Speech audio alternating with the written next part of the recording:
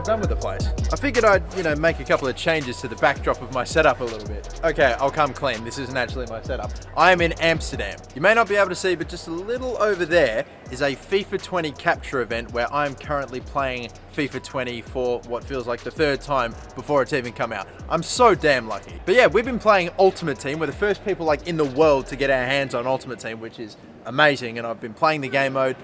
I've already been able to pack one or two pretty good players, and you'll see that soon. But we're going to forget about Ultimate Team. We're going to forget about FIFA. It is time for my Champions League group stage predictions. A lot of you have been asking for me, and I normally do a reaction to the draw and then drop my predictions. But with the Champions League starting up literally in only a couple of days, hell, it might even be tomorrow when this video comes out, I figured why not? Let's get it started. So in that case then, ladies and gentlemen, let's begin with Group A.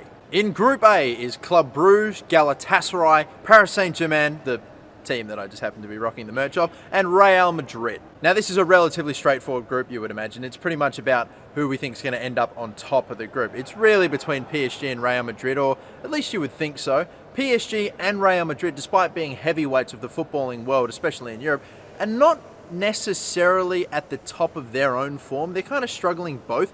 PSG haven't looked exactly incredibly, impeccably sharp, and neither have Real Madrid to start their season. So there may be a chance that one of these two clubs could maybe falter a little bit, and this is something that will perpetually be a problem for them, and they maybe never really get going to the extent that they can. I don't really know if, even if they do struggle, either of these teams are going to fail to get out of this group. There's surely no way Real Madrid and PSG aren't the two that finish on top of this group. I think if you're going to look at any one of the other two clubs in this group that were going to maybe cause some issues, it could be Galatasaray, I would think, over the other one, Club Brugge. But at the same time, Galatasaray have picked up Radamel Falcao, have got a couple of actual somewhat decent players in their squad, but I don't think they'll have enough to really challenge PSG and Real Madrid. So I'm going to say that Real Madrid finish on top of this group, and PSG are just going to come in second. On now to Group B, we have got Bayern Munich, Red Star Belgrade, Olympiacos, and last season's finalists and runners-up Tottenham Hotspur. Again, a lot like Group A, you have two teams in that group that you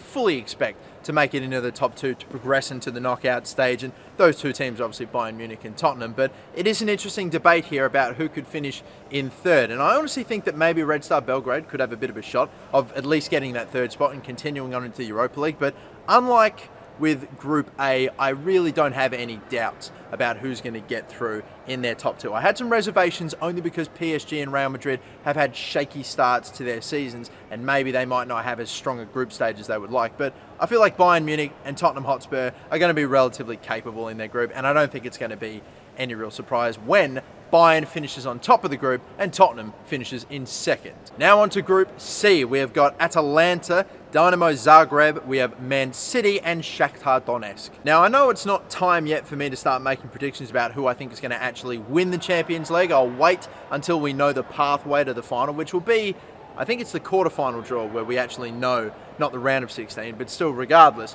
I have a sneaky suspicion that this could be the year Man City finally really focus everything, maybe not everything, into Champions League. Obviously they want to still go back to back in the Premier League. Liverpool's still going to follow them the whole way, but I just have a suspicion that this could be the year maybe Man City maybe not win the thing, but I suspect that they could genuinely make the final. No surprises, they are the strongest team by far in this group, and I'm going to have them on top. It's just about who else goes up with them. Atalanta actually do look relatively strong, and they finished very high up in Serie A, have some nice players like Ilic, like Zappacosta and others, Gomez as well, who's actually a quality player.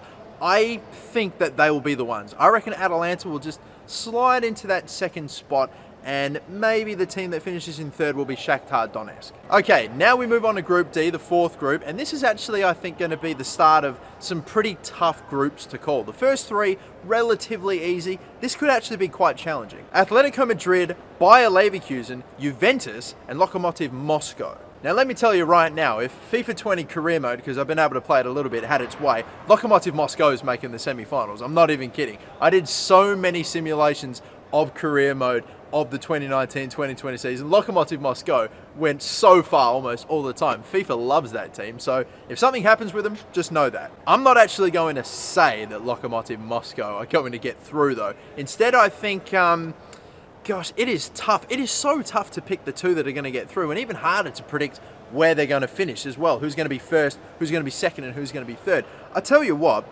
I mean, Atletico Madrid and Juve are probably the safer picks because they're the more established clubs that have been up the top for a little higher. But Bayer Leverkusen, man, do not write them off because damn, they've got some quality. And of course, a few young superstars that are up and coming. Yeah, they lost Julian Brandt, but they've still got Kai Havertz, still got Leon Bailey and some other quality players too. So Jonathan Tah, I mean, there are some decent little players in that team. I personally think they are just as big a threat to Bayern Munich at this current stage. Yes, I nearly dropped my phone. Let's play that off. What was I saying? I think they are just as big a threat to Bayern Munich in the Bundesliga as Dortmund are and as RB Leipzig are. So I really do rate Bayer Leverkusen, but I'm not sure if they're going to get out of this group. I think it's just a bit too tough. And this might surprise a couple of you, but I'm actually going to have Atletico Madrid in first and Juventus in second. And of course, in that third spot, I'm going to say not Lokomotiv Moscow. I think I'm going to go with Bayer Leverkusen. But again, I don't really want to, like, placings and everything. Just, I'm only going to claim those top two. If they don't finish in the exact positions, then so be it, because that's a damn tough group. Group E is Genk, Liverpool, Napoli, and Red Bull Salzburg. Maybe like a couple of the earlier groups, you've got two teams you would expect to get out there, Liverpool and Napoli, and I'm not really going to keep you waiting or in any sort of suspense. Yeah, Liverpool are going to finish top of this group. They're just too good a side. They're literally... This Liverpool team, this Liverpool outfit, the reigning bloody Champions League champions, of course, they're going to get out of the group, and they'll more than likely finish on top of their group. Even if they struggle, there's no way that they're not finishing outside of the top two there. So Liverpool on top, Napoli, I think, are just going to slot into second place. And as for third, I think it's actually a genuine battle between Genk and RB Salzburg, but I'm probably still going to go with Salzburg on this occasion to get third spot. Group F. Now, this is, in the eyes of quite a fair few, the group of death. But I'm not actually going to say it is, and you're going to have to bear with me, but just listen to this group. Barcelona, Dortmund, Inter Milan, and then you've got Slavia Prague. I know, nothing deathly or deadly about that last team, but still, those other three. Barcelona, who once again have suffered heartache in the second leg of the Champions League. Are they once again going to go deep in the competition only to brutally fall short? Or maybe they can potentially do even worse and just not even make it out of the group, because there aren't many groups that Barcelona get put in where you go, oh sheesh, there's actually a chance they might not get out. This could maybe be one of those groups, but regardless, I think, Messi's going to come back, and I think he's still going to be good, like at a decent level, at his pretty decent level for at least another year, maybe two.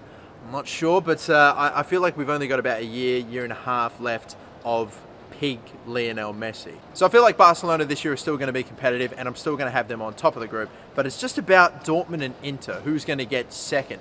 Dortmund have brought in some quality young players. There was that unbelievable day in the transfer window where they signed like 3 players at once. Some of those players including Hazard, Thorgan Hazard, and Julian Brandt as well, who they picked up from Bayer Leverkusen, like I said before. Decent little team, but I got to be honest with you, Inter Milan, they've kind of, this transfer window, addressed their chemistry issues a little bit.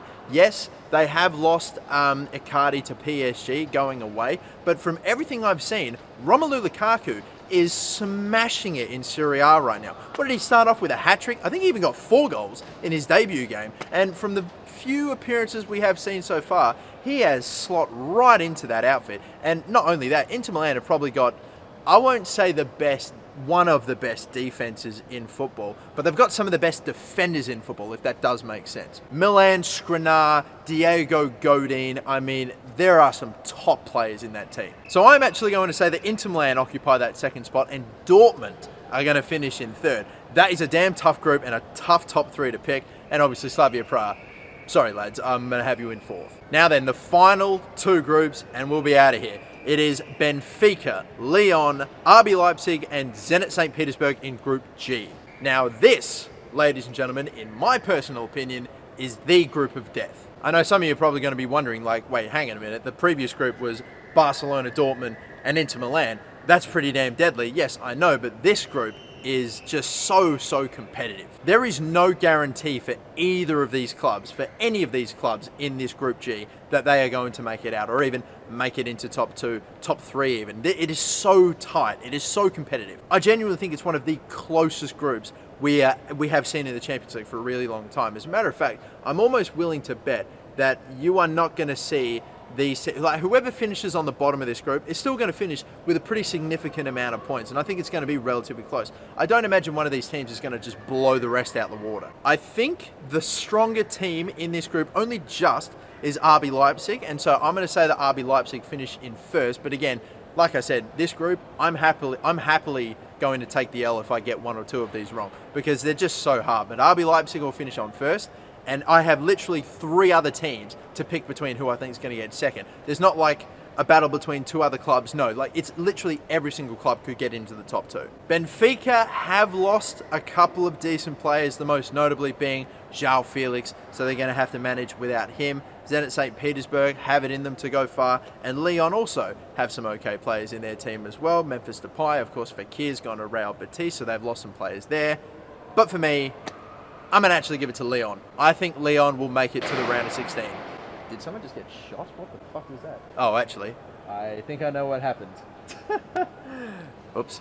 But anyway, Group H, the final group, it is Ajax, Chelsea, LOSC, and Valencia. We have the team that really should have made the Champions League final, and I'm honestly devastated that they didn't, because imagine a Liverpool Ajax Champions League final. That'd have been so much better than the absolute crap we were served up in the previous Champions League final in the last season. Okay, look, great day for Liverpool, not a great day for Tottenham, but how you just knew if Liverpool and Ajax were going at it that it would have just been a little bit something special. 2 teams that play exquisite, exciting attacking football.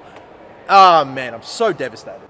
But anyway, it's fine, it's cool. But anyway, it's fine, it's cool. And Ajax have lost a couple of decent players. They didn't lose the majority of their outfit though. They've done well to retain quite a couple of their players. So they've still got Tadic, still got Ziyech. Bloody hell, they've absolutely got Tadic. They signed him up to a monster 7-year contract. They've got David Neres, who to be honest is a good player, but I think he just showed glimpses in the Champions League last season. I'm not sure if he is is as amazing as maybe what you thought. Still got Daley Blind, still got some other team players like Tagliafico, Onana. So their starting 11 is relatively similar, but they are missing arguably their 2 best players in Matthias de Ligt and of course Frankie de Jong. How are they going to go without those 2? That is the big question. Chelsea obviously as well are going through their own struggles. Frank Lampard has definitely more favoured playing the kids, and so far I wouldn't say it's worked, but it's showing signs that it could work, because yes, they're going okay, but let's look in the Premier League. So far at the time of recording, they've got 1 win,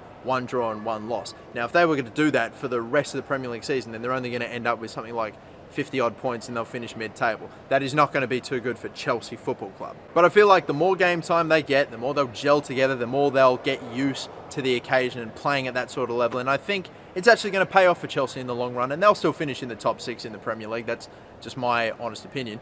But I think it could actually there may be a chance for them to do well in the Champions League as well. You've also got to look at Valencia too, because I think Valencia have a bit of a shot of maybe causing some chaos in this group as well. But I think after all that ramble, I'm going to say Chelsea finish on top of the group. So I'm putting faith, just like Frank Lampard is in the kids, in Chelsea to actually finish on top of this group, even though I think it might actually be beneficial for them to just fall out the Champions League immediately. I weirdly think they might finish top of the group and Ajax will actually finish in second. And even then, I don't think there's any absolute guarantees that Ajax are going to make it out the group either. And I'm saying that knowing that they nearly made the final last season. Valencia have got the ability to cause problems, and I think that they could, and I think it will be tight, but in the end, Chelsea first, Ajax second. But there we have it, ladies and gentlemen. Those are my Champions League predictions for the 2019-2020 season, or at least the group stage. I'll see you in a couple of months when the Champions League groups are completed. We have our round of 16 draw, and it's time for a whole bunch more predictions. And again,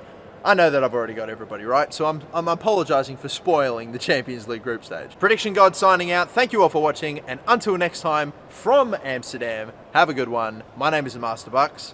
Bye-bye.